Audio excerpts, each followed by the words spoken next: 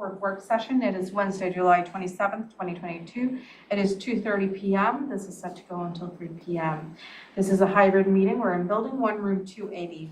For public virtual attendance, you may follow along on the Thurston County YouTube channel. I'm Carolina Mejia. I'm the chair of the board. Vice Chair Terry Menser with me here in the boardroom. Commissioner Garrick Edwards is excused for this week. We have several staff members joining us here in the boardroom as well as via Zoom. The topic on today's agenda is CPED Western Washington Phase 2 Municipal Stormwater Report Annual Briefing, and this is an informational session. So who is taking the lead on this? Okay. Well, good afternoon. My name is Larry Schaffner. I'm the Stormwater Program Coordinator for the county, and I'm in CPED.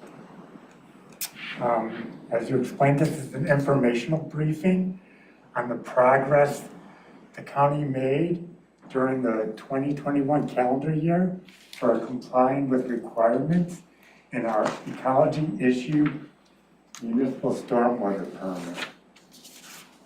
This permit applies federal stormwater regulations under the Clean Water Act, the National Pollutant Discharge Elimination System, NPDES is the common acronym, but also the state stormwater regulations under the Washington State Water Pollution Control Act. The permit conditionally authorizes stormwater discharges from the county stormwater system within a certain geographic scope. That geographic scope is depicted on attachment A of your packet. It's the goldenrod areas. The permit governs that area, so it is not county-wide. It generally applies to the unincorporated urban areas and urban growth areas of Lacey, Olympia, and Tumwater. Those areas are generally defined via the U.S. Census. The permit compliance supports several initiatives in the county's strategic plan, such as balanced development with the preservation of the county's rural character, natural areas, and open spaces, and support robust and well-maintained infrastructure systems for a thriving community. So beyond fulfilling a regulatory obligation, the annual report demonstrates the county's commitment to transparency and accountability by describing actions we take to manage stormwater runoff. These actions aid in protecting our natural resources, citizens' health and safety, public and private property, infrastructure investments, and economic vitality. Assembling the report was a group effort.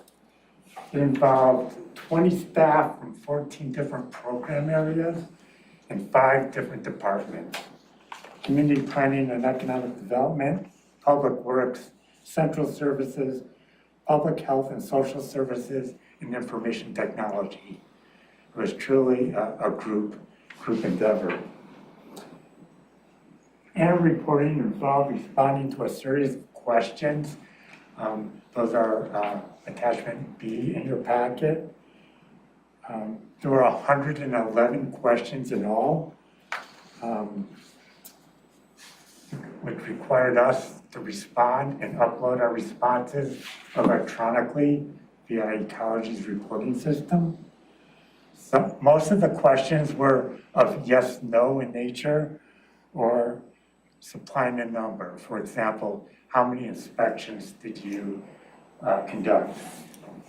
Some are short narrative documentation, such as the methodology the county uses for field screening of our outfalls.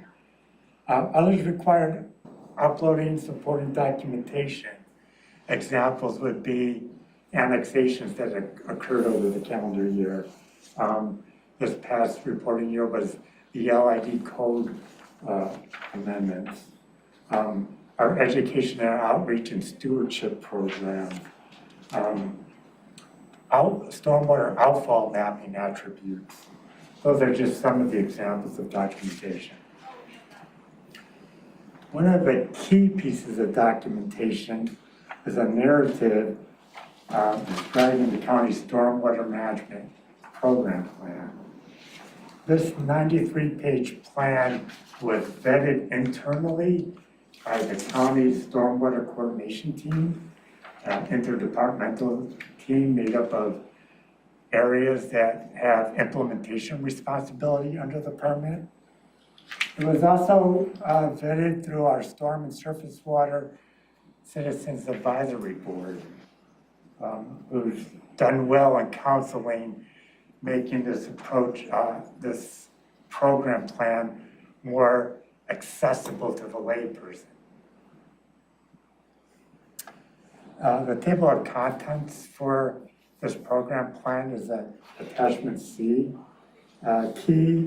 Key sections include stormwater planning, which are efforts to inform and assist the development of policies and strategies as water quality management tools, public involvement and participation to provide public input and development of the county's stormwater management program plan. Example would be the recent drainage manual update, and also using SWAB as a sounding board. Public education and outreach, programs to reduce or eliminate behaviors and practices that cause or contribute to adverse stormwater impacts. Storm sewer mapping and documentation. It's important that we know our assets. You manage what you know.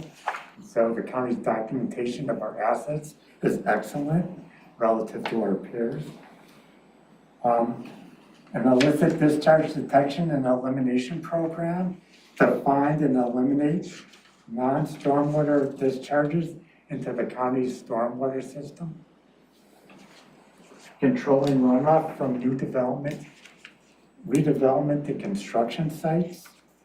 This largely involves implementation of the Drainage Design and Erosion Control Manual, but also includes plan review, stormwater plan review, and construction stormwater management oversight. Operation and maintenance of our stormwater infrastructure. Early next year, there'll be a new program for source control to prevent reduced pollutants from runoff discharging into the county system. This will involve inspections of high-risk businesses. Total maximum daily loads. This is carrying out obligations and ecology and environmental protection agency water cleanup plans associated with stormwater discharges for the county. And then monitoring and assessment, which includes annual reporting, but also involves contributions annually to a collective fund to implement ecology's regional monitoring program. The county contributes $23,670 annually for that program. That's addition to our over 61,000, closer to 62,000 annual permit fee. So one of the obligations in the permit is to self-report on any non-compliance during this term. And the county did have one non-compliance event during this term. It involved missing a deadline associated with education outreach behavior change campaign, largely due to challenges involved with COVID. Happy to report that the county quickly came back into compliance and that program's on schedule again. So the annual report requires review and certification, formal review and certification, stating that it's accurate as best to our knowledge. And for Thurston County, that delegation is to the Director of CPEDS, Joshua Cummings. Joshua submitted the annual report ahead of the permit's deadline on March 31st. And so, On what day? any questions? What time, when did you say that was sent? March 30th. March 31st is the deadline, and the county has been really good at getting the annual report in advance of that deadline. This year, it took a little longer than in past years. There was more reporting requirements, and we have some new staff, which was their rookie season for annual reporting. Questions, Commissioner Munster? So this morning, when Tim was describing this permit, he said phase 1 communities were over 100,000, phase 2 were over 10,000. And I thought we were phase 1, but this No, report says we're phase 2. phase 2. Phase 1 jurisdictions, there are 7 phase 1 permittees in Washington State. Snohomish County, King County, Pierce County, Clark County, City of Seattle, City of Tacoma, and Washington State Department of Transportation. And the 100,000 population figure was a snapshot in time when the federal program was initiated. In 07. No, that's when the phase 2 in Washington State was initiated. I believe the phase 1 initiated, I think it might have been 1995 in Washington State. And you're saying from given a snapshot of 1995, this boundary didn't constitute 100,000 people? Correct. So, and it still doesn't. Oh, it still doesn't? So whether this is fair or not, and some folks don't think it's fair, the phase 1 permit designation was a snapshot in time. And from there forward, regardless of the population increases, it would be phase 2, issued as a phase 2 permit. So for example, the city of Bellevue is a phase 2 permittee, even though now their population would exceed that 100,000 threshold. I can guarantee you we exceeded now. Not within the regulated area. Because Lacey's 50, Well, so Olympia is 49, yeah, somewhere 20 something. each of the cities are under their individual permit. So we're just the yellow? Yeah. Oh, The goldenrod. I So, didn't catch that. the county's responsible for the unincorporated portion of the urbanized area. And Lacey, Olympia, and Tumwater are under a phase 2 permit also, each individually. They also have annual reporting obligations, et cetera. Gotcha. I will say that ecology's vision over time is to gradually increase phase 2 permittees obligations to catch up with the phase 1 municipal permit.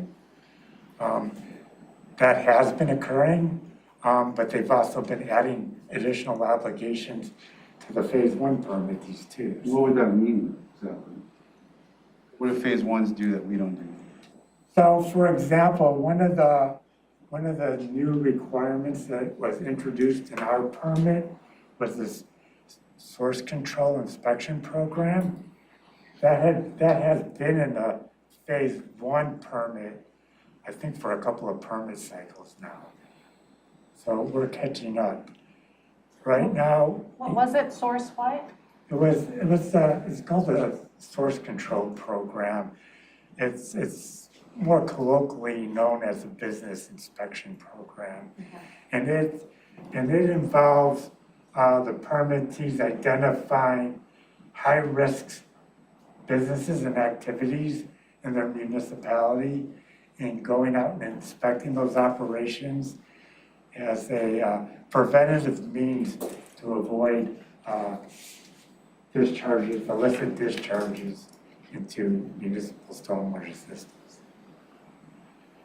So we have, so this is interesting then, so like looking in the middle of the report, we have over 6,000 catch basins. We inspected 3,000 of them, and we cleaned 800, and that's just in these yellow areas. The goldenrod areas, yeah. And you got just like rotate, you do like half every year or something like that? It's on a rotating basis. I think I don't have the numbers, well, I could look at the numbers here, but it might be 25% a year or 50%.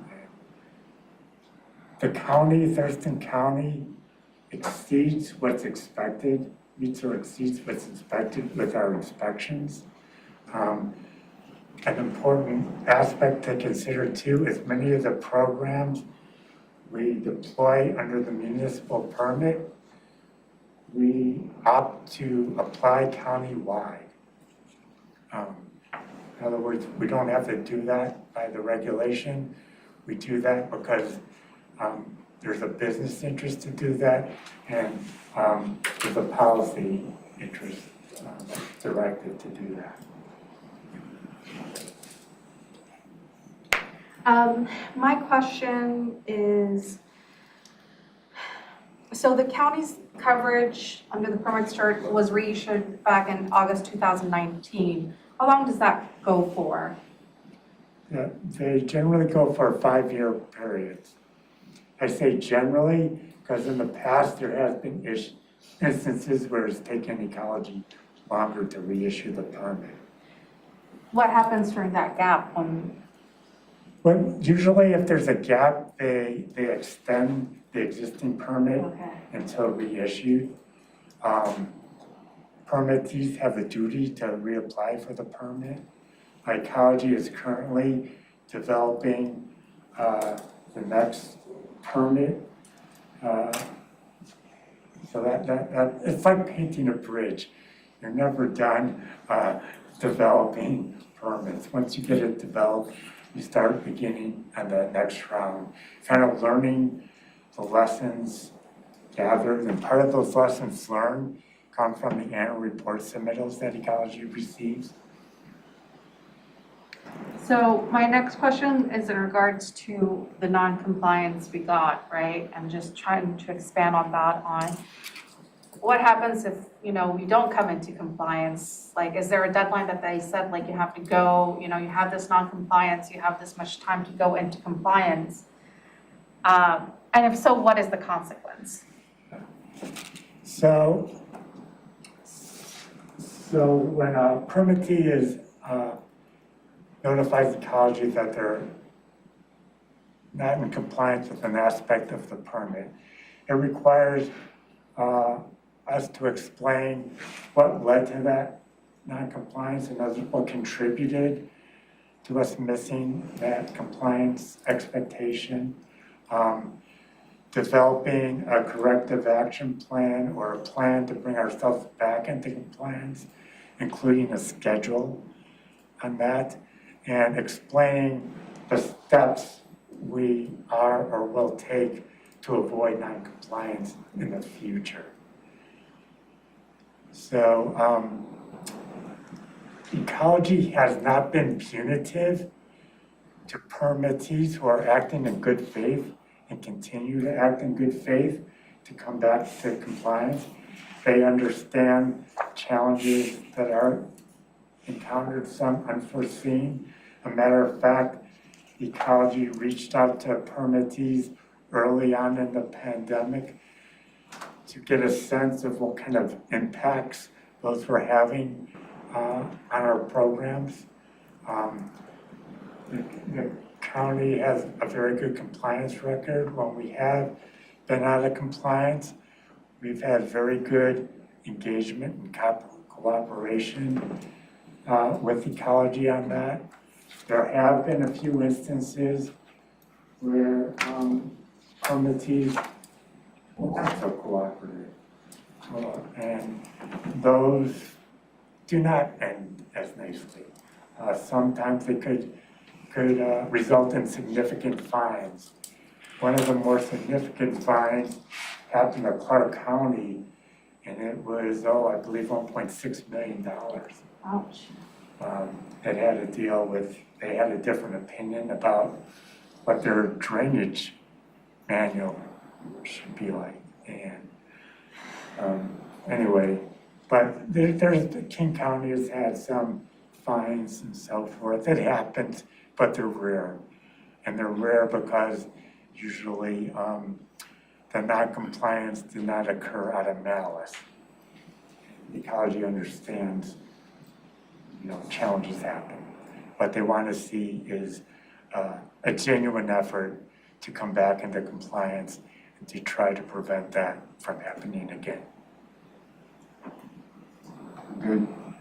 Okay, well, I just want to thank Larry for presenting today and to the 20 staff members who worked on this, because just looking through, all the questions and just seeing how technical it is, lucky to have all of you working on this, so thank you very much. That it is 2:58, we are adjourned. Thank you. Thanks very much.